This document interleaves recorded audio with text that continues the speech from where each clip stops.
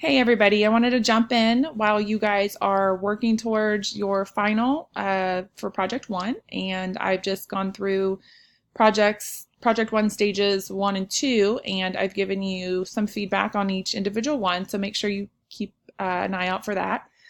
I want to go over some housekeeping items as well as give you some advice for finishing up Project One as we move along. And you'll find that I like to do these kind of announcements more in a video style, especially if I have something to show you on the screen. And then also because it's just a short course and I want you guys to see me and know how I talk and us to get to know each other a little bit better.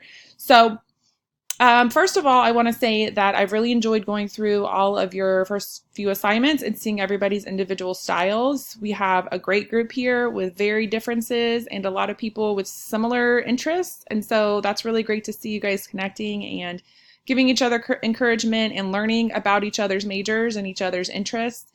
I'd really encourage you to take this time to explore those things that you think are great in the other students and think about if it would work for you.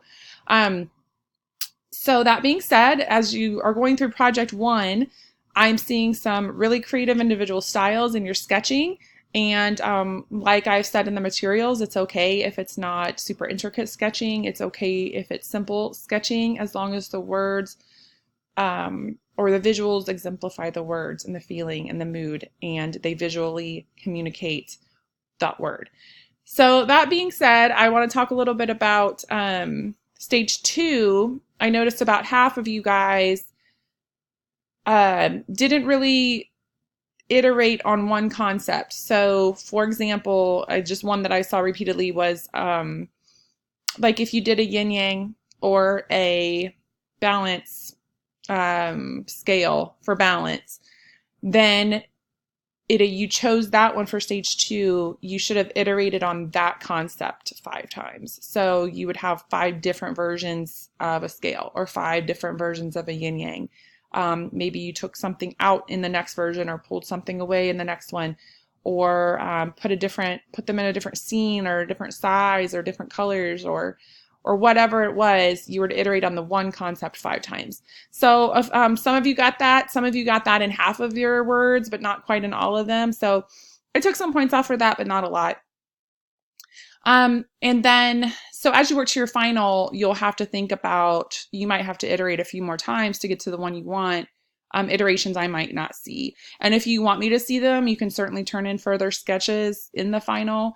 What's important in the final is that all of your sketches and all of your icons as a set work together and look like they're a set, like a set that you would see of icons on the web. Okay. So, and that they're unique to you. So I do really look at the creativity piece of this. You guys have seen each other's work, and I encourage you to work off each other's work. But when you get to the final, and if you're using a yin yang or scale as your final object, because that's your favorite, that can be completely legitimate. But I will say that it looked like more than half of you guys had those, right? As your visual representation or one of your ideas. So if you end up with one of those, you know that a lot of other people are using that, or maybe using that icon or that imagery. How can you make it your own? How can you make it unique to you and you're unique to be matching the rest of your set that you're turning in? So just really think about that, because I will look at the creativity points for that and think about, if I have all of you guys have balance as a yin yang on your final one and they all look exactly the same, like the normal old yin yang, I'm going to have to look at that, right? So I encourage you to make it your own. However you can think of to do that, okay? And it doesn't have to be that complicated. Another thing, just housekeeping wise, some of you have not gotten a 30 on the first quiz about principles and elements, and I encourage you to go back. You can take that quiz as many times as you want until it's done, or until you've gotten a 30, and I encourage you to do that because the next module will not open up until you do that. And I do that because these are really skills checks for you. You need to understand the principles and elements before we go to the next module. You have to. So you have to pass that that quiz, and you can take it as many times as you want. It's all about, if you don't know some of the concepts, go back and study it again and take the quiz again.